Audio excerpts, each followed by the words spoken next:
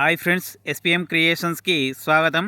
Friends, ఈపీఎఫ్ఓకి సంబంధించిన మరొక update. EPFO ఉద్యోగి తన ఒక ఉద్యోగం నుండి మరో ఉద్యోగానికి మారినప్పుడు తన యొక్క పిఎఫ్ అకౌంట్ని బదిలీ ఏ విధంగా చేయాలో దానికి సంబంధించిన పూర్తి డీటెయిల్స్ స్టెప్ బై స్టెప్ అయితే ఈ వీడియోలో ఎక్స్ప్లెయిన్ చేయడం జరిగింది.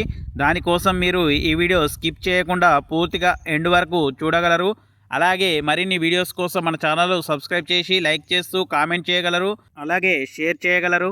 మరిన్ని అప్డేట్స్ మరియు సలహాలు సూచనల కోసం మన ఛానల్ను సబ్స్క్రైబ్ చేసి పక్కనున్న బెల్ ఐకాన్ను క్లిక్ చేయడం ద్వారా మేము చేసే ప్రతి వీడియో మీకు నోటిఫికేషన్గా రావడం జరుగుతుంది.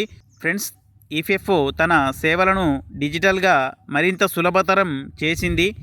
ఇప్పుడు మీరు మీ పిఎఫ్ ఖాతాను ఇంట్లోనే ఉండి బదిలీ చేసుకోవచ్చు. ఇది ఈజీగా ఉండటమే కాకుండా సమయాన్ని కూడా ఆదా చేస్తుంది.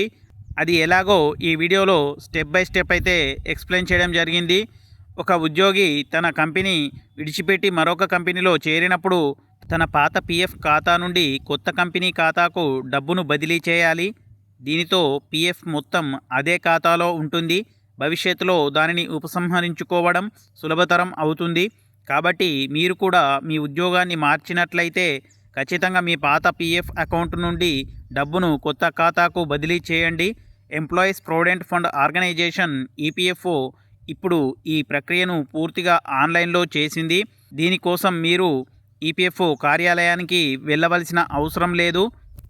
ఆన్లైన్లో పాత ఖాతా నుండి కొత్త ఖాతాకు ఈపీఎఫ్ అమౌంట్ను బదిలీ చేయడానికి ఖాతాదారులు తన యూఏఎన్ పోర్టల్లో యూఏఎన్ని యాక్టివేషన్ చేసుకొని ఉండాలి. అది ఎలాగో యూఏఎన్ ఏ విధంగా యాక్టివేషన్ చేయాలో మీకోసమైతే మన పాత వీడియోస్లో ఒక వీడియో అయితే ఉంది. అలాగే యాక్టివేషన్ కోసం ఉపయోగించే మొబైల్ నెంబర్ కూడా యాక్టివేట్గా ఉండాలి. అదనంగా ఉద్యోగి బ్యాంక్ ఖాతా కూడా యూఏఎన్కి లింక్ చేయాలి. ఉద్యోగి ఈకేవైసీని కూడా సంబంధిత కంపెనీ ఆమోదించాలి. ఆన్లైన్లో డబ్బును ఎలా బదిలీ చేయాలో ఈ వీడియోలో చూద్దాం.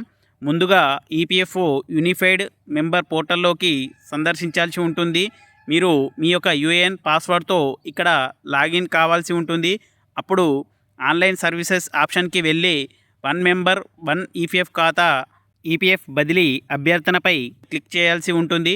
ఆ తర్వాత వ్యక్తిగత వివరాలతో పాటు ఇప్పటికే ఉన్న పిఎఫ్ ఖాతాకు సంబంధించిన వివరాలను వెరిఫై చేయాల్సి ఉంటుంది. పిఎఫ్ ఖాతా వివరాలను ధృవీకరించిన తర్వాత చివరి పిఎఫ్ ఖాతా వివరాల ఎంపికపై క్లిక్ చేయాల్సి ఉంటుంది. తర్వాత ఫామ్ని ధృవీకరించడానికి పాత కంపెనీ లేదా ప్రస్తుత కంపెనీకి ఎంచుకోవాల్సి ఉంటుంది. ఆ తర్వాత వ్యక్తిగత వివరాలతో పాటు ఇప్పటికే ఉన్న పిఎఫ్ ఖాతాకు సంబంధించిన వివరాలను ధృవీకరించాల్సి ఉంటుంది. తర్వాత మీ యూఏఎన్తో నమోదు చేయబడిన మొబైల్ నెంబర్కు ఓటీపీ అయితే వస్తుంది. వచ్చిన ఓటీపీని సబ్మిట్ పైన క్లిక్ చేయాల్సి ఉంటుంది. ఇలా చేయడం ద్వారా యజమాని ఈపీఎఫ్ బదిలీ సంబంధించిన సమాచారాన్ని కూడా పొందుతారు. ఏకీకృత పోర్టల్ యజమాని ఇంటర్ఫేస్ ద్వారా మీ యొక్క కంపెనీ మీ ఈపీఎఫ్ బదిలీ అభ్యర్థనను ఆమోదిస్తుంది. ఫ్రెండ్స్, చూశారు కదా ఈ వీడియో మీకు నచ్చినట్లయితే మన ఛానల్ను సబ్స్క్రైబ్ చేసి లైక్ చేస్తూ కామెంట్ చేయగలరు, అలాగే షేర్ చేయగలరు. మరిన్ని అప్డేట్స్ మరియు సలహాలు సూచనల కోసం మన ఛానల్ను సబ్స్క్రైబ్ చేశాక పక్కనున్న బెల్ ఐకాన్ను క్లిక్ చేయడం ద్వారా మేము చేసే ప్రతి వీడియో మీకు నోటిఫికేషన్గా రావడం జరుగుతుంది. Thank you friends, thanks for watching. Thank you.